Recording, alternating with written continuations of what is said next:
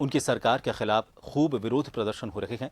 संयुक्त विपक्ष इमरान को सत्ता से हटाने के लिए अविश्वास प्रस्ताव लेकर आया है। शुक्रवार की बात करें तो नेशनल असेंबली की जो बैठक होने वाली है उस दिन के प्रस्ताव पर वोटिंग हो सकती है और इस बीच ऐसा कहा जा रहा है कि पाकिस्तान सेना प्रमुख जनरल कमर जावेद बाजवा उनके नेतृत्व में सैन्य अधिकारियों ने जो कथित तौर पर ओआईसी की बैठक की उसके बाद इमरान खान से इस्तीफा देने को कहा गया है। पाकिस्तान में 22 और 23 मार्च को ओआईसी की विदेश मंत्रियों की परिषद के 48वें सत्र की मेजबानी जो है वो करने जा रहा है।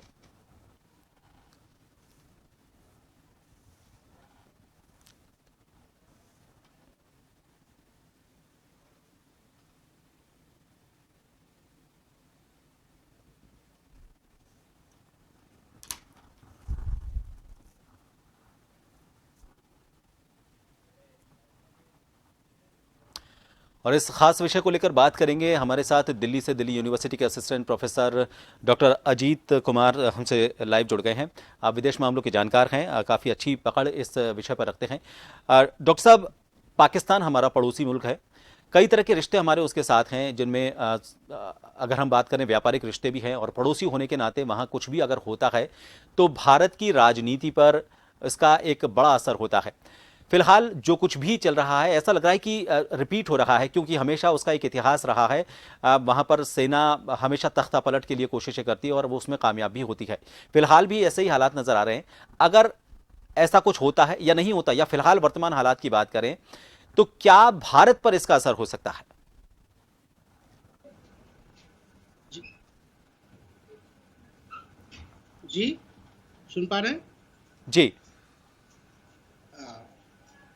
इस पे जो मैं बताना चाह रहा था कि जो अभी पाकिस्तान के करंट जो सिचुएशन वहाँ पे चल रही है और सत्तारूढ़ जो पार्टी है इमरान खान के नेतृत्व में, तो उसके खिलाफ सबसे बड़ी दिक्कतें हैं कि उनके ही लोग जो अंदर के कहा जा रहा है कि जो 24 सदस्य हैं वो खुद भी उनके खिलाफ जा रहे हैं। लेकिन ये सारी जो उठापटक चल रही है, अगर भारतीय परिप्रेक्ष्य में हम देखें कि भारतीय राजनीतिक परिदृश्य पे उसका क्या इम्पैक्ट पड़ेगा, तो हम कह सकते हैं इसका बहुत बड़ा इम्पैक्ट भारत पे पड़ने वाला नहीं है, क्योंकि जो पाकिस्तान का वो लगातार चलते रहा है। अब वही हम देखेंगे कि कल इमरान खान साहब ने भारत के प्रधानमंत्री और यहाँ के विदेश नीति की एक तरह से तारीफ करने की कोशिश की, तो वही है उनका वो नजरिया जो उनके खिलाफ 25 तारीख को जो आने वाला है विपक्ष का एक उनका जो संसद में उनके खिलाफ जो मोटो प्रस्ताव पे जो चर्चा होने वाली है या वोट होने वाला है, कहीं ना कहीं उसका एक भटकाने का काम या अमेरिकन एक प्लेटफॉर्म जो उन्होंने अभी नहीं प्रोवाइड किया था तालिबान के खिलाफ, उस पे भी उनके दल के लोगों ने भी उनका विरोध किया है। और बाकी जो पुरानी पार्टियां हैं, वो बिलावल भुट्टो की हो या जरदारी की पार्टियां हो, सारे लोग इकट्ठे हो गए हैं।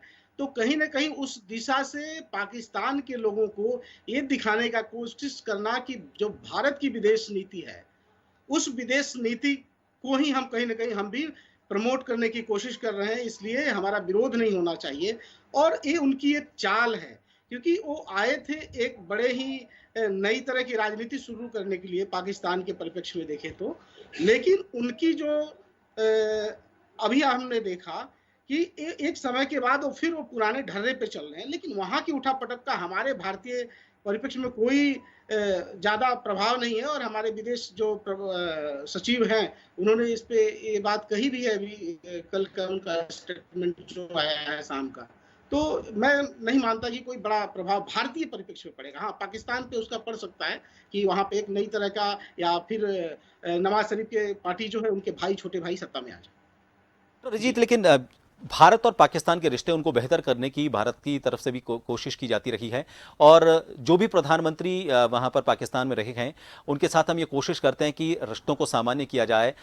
इसके लिए आप जानते हैं कि जो अटल बिहारी वाजपेयी सरकार थी उस वक्त बस की भी सेवा शुरू की गई थी।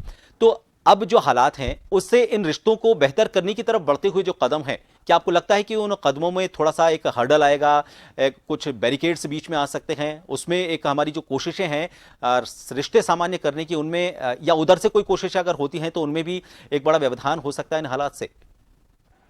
जी, बिल्कुल। इसकी संभावना नज़र आ रही है और चूँकि हम देख रहे हैं कि एफएटीएफ की जो लगातार लिस्ट है, वो ग्रे लिस्ट में पाकिस्तान बना हुआ है और अब हालात पाकिस्तान के आर्थिक हालात इतने अच्छे अभी नहीं कहे जा सकते हैं कि वो लगातार भारत विरोध में वहाँ की राजनीति चल सके।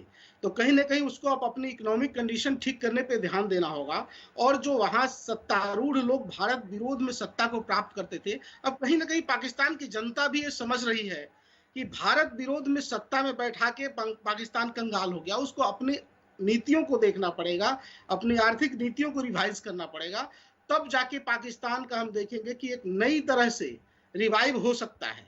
तो एक जो भी अब सत्ता में आता है, तो इमरान खान के चलते जो दिक्कतें आई है, इमरान खान के दौर में जो दिक्कतें आई है या उनकी नीतियों से जो दिक्कतें आई, जैसे सेना के साथ मिलकर उन्होंने एक प्रोपेगेंडा कह सकते हैं भारत के खिलाफ चलाने की कोशिश की, लेकिन उसके हालात, आर्थिक हालात बद से बदतर होते चले गए हैं। वहाँ के लोगों के खाने के अनाज और बाकी जो तमाम रोजमर्रा की चीजें हैं, उसकी दिक्कतों का रोज वो लोग सामना कर रहे हैं। तो अब जो भी पार्टी आएगी उसको इन मुद्दों को एड्रेस करना ही पड़ेगा, क्योंकि ये इसी जन भावना के खिलाफ वो आ रहे हैं। अगर इन मुद्दों को एड्रेस नहीं करते हैं तो उनको भी सत्ता में बने रह पाना, हमको नहीं लगता कि बड़े समय तक वो बने रह पाएंगे, क्योंकि जन सैलाब जो है वहां का, या जो वहां पे एक विरोधी लहर उठी भी है, बाकी सारी इकट्ठी पार्टियां एक साथ हो गई हैं इनके खिलाफ, अविश्वास प्रस्ताव का जो 25 तारीख को होने वाला है, तो कहीं ना कहीं वहां की आर्थिक स्थिति जर्जर, इसके केंद्र में ये चीजें हैं, वहां के लोगों की रोजमर्रा की जो जिंदगी है, उनके जो हालात हैं वो बहुत से बदतर जा चुके हैं। तब भारत विरोध पे पाकिस्तान का राजनीति बहुत दिन तक अब नहीं चल पाएगा। ये अब वहाँ के राजनीतिक दल भी समझने लगे हैं, उनको जमीन पे कुछ काम करना पड़ेगा ताकि वहाँ के जो आम लोग हैं, जो आम शहरी हैं, उनके जीवन स्तर में कुछ सुधार लाया जा सके। बिल्कुल, चलिए बहुत बहुत शुक्रिया डॉक्टर साहब हमसे जुड़ने के लिए। तो जैसे